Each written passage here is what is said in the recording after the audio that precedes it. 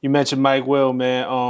You know, he's a guy, a friend of mine, somebody I know for a long time and been a fan of. In the midst of him having records on the charts, you know, Ray Shremmer, Black Beatles, you know, Beyonce records, Rihanna records, anybody you could think of, the biggest of the big. Yeah. He gets on my line and so excited about Trouble. You know what I'm saying? And the work that he's doing with you. So, you know, when the homie talk, I listen. You know, if he sound excited, I'm like, something must be coming. Yeah, something going on. What led y'all to linking up for real? Because obviously y'all have known each other for years. Yeah, like there was a lot of folks don't know though. Like me and Mike been rocking for years. You know what I'm saying? Like on the cordial level and been buddy. Like you know what I'm saying? Like he never had to be none of that best of buddy ass shit where he up under my ass chasing me or me up under his chasing him about no nothing. But besides us being partner, he always done believed him. And there was before him and nigga like Future them end up going to the top of the game about shit. You know what I'm saying? Cause during them same points I was around. And Mike would actually be on my line like, bro, pull up to the studio, pull up to the studio. They were going in like a motherfucker.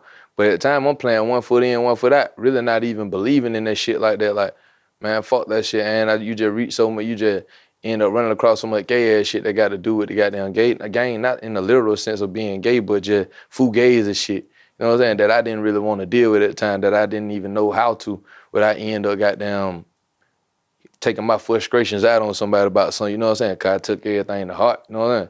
So if I end up running to a fuck nigga that I thought was real at the time and I'm in the studio about something, like I'm gonna speak on how I feel about shit, it was gonna be problematic. So I like to stay away from a lot of that shit. So when Mike actually calling me at all the time, like, bro, come to the studio, I'd be, boy, fuck that shit. I actually blocked him at one point in time, like, bro, stop calling him, cause he goddamn calling so goddamn much, talking about some studio, bro, fuck out of there, you feel me? But then him actually staying down on his ground, cause he always been that same ambition. I always done told him from the gate, like, you gonna be that nigga, bro, like, cause you just got a fool that ambition, like, he always on that shit, like, fuck that shit, like, let's do it, and ready to make something happen, make something work. He gonna be in everybody face, like, fuck that, he at it, you feel me? So I can respect that on his game, but it was just like, for me, shit, I was at a whole nother one, though, like, it's the same thing, but I ain't at the rap at the time. So then as I'm sitting back, though, and I'm just watching, I'm like, damn, they ain't going to the top of the motherfucking totem pole. I'm just saluting from afar, you feel me? I never jumped on that line like, why y'all just went number one? I need one of them. You feel me? It was never, not one time I called that phone about shit. So when he actually ended up, I don't know where he was coming from, but he flew in one day from a whole other state or somewhere or whatever and ended up choosing to call my line. So we just chopping it out, gay, like, what going on? I was like, shit, I got down been doing a little something, but I ain't got them been fucking with it like that. So he just get to telling me like for how he believe in me and how he fuck with me, which he always has done, you feel me? Like, bro, fuck that, you got locked down, bro. Like, come on out here, I'm at the studio.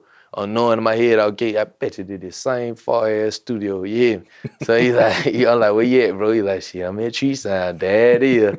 You hear me, go that 30-minute drive shit. But that one I was like, all right, fuck it, we chopped it for a minute. I ended up just being like, fuck it, drove out that motherfucker. Ended up chopping it up about an hour out there at the studio, jumped out my box, he started playing beats. But you know what, I do about 5 songs that same night.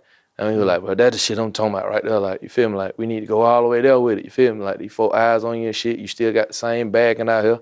Ain't nobody left you about nothing. Like, let's give it to him. And it just really made me believe I was able to see. Like, so I was able to see, like, from where a nigga can take it from. Like, from the turf to being all the way up there now. You know what I'm saying? Then these folks, same folks on my line and still, like, being like, bro, we can give you a chance at this shit, too, because we still believe it gave me an extra drive. Like, all right, cool, let's do it. What was the first song y'all did when y'all pulled up? First song? Shit, what the fuck, Mike? What that first song probably was? Bring It Back was actually the first song. Okay. Yeah, that Bring It Back motherfucker.